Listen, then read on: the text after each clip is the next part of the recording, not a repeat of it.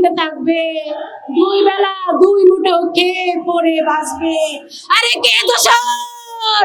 কথায় কথায় বলেন দোষর, দেশের পক্ষে কথা বললে বলে দোষর, স্বাধীনতার পক্ষে কথা বললে বলে দোষর, বাংলা ভাষার পক্ষে কথা বললে বলে দোষর। আরে কে দোষর?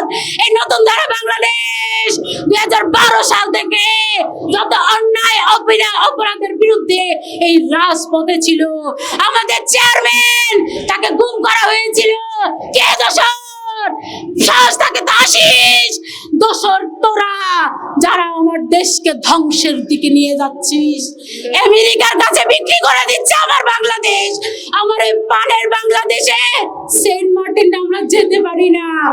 পলিথিনের নামে যেসব কথা বলা হচ্ছে 3-0, সেই 3-0 বাংলাদেশটাকে পুরো জিরোতে ঠেলে দিয়ে তামসা বসাইছে এই বাংলাদেশকে নিয়ে। আমরা এটা চাই না। আমরা স্বাধীন সত্যিকারের সুন্দর বাংলাদেশ চাই, যেখানে শিক্ষার নামে মাদ্রাসায় ধর্ষণ হবে না, বলাৎকার হবে না, মাদ্রাসার ছাদে শিক্ষার্থীর লাশ আমরা চাই না। প্রত্যেকটা শিশু লেখাপড়ার অধিকার আছে, তারা লেখাপড়া পায় না, অকালে ঝরে যায়। এমন বাংলাদেশ চাই না, এমন বাংলাদেশ চাই আমার সংবাদ যোদ্ধারা কথা বলতে পারে না, তাদের লাশ ভাসে মেঘনা নদীতে। আমরা এমন বাংলাদেশ চাই না। আমার ভাইয়েরা আমার বোনেরা যুদ্ধ করেছিল সত্যিকারের সোনার বাংলাদেশের জন্য। আমরা সত্যিকারের সোনার মানুষ চাই, যেখানে আপনি সমান, আমি সমান, আমরা সবাই সমান। আমার টাকা দিয়ে স্বাস্থ্য উপদেষ্টা বিদেশ যাবে কেন?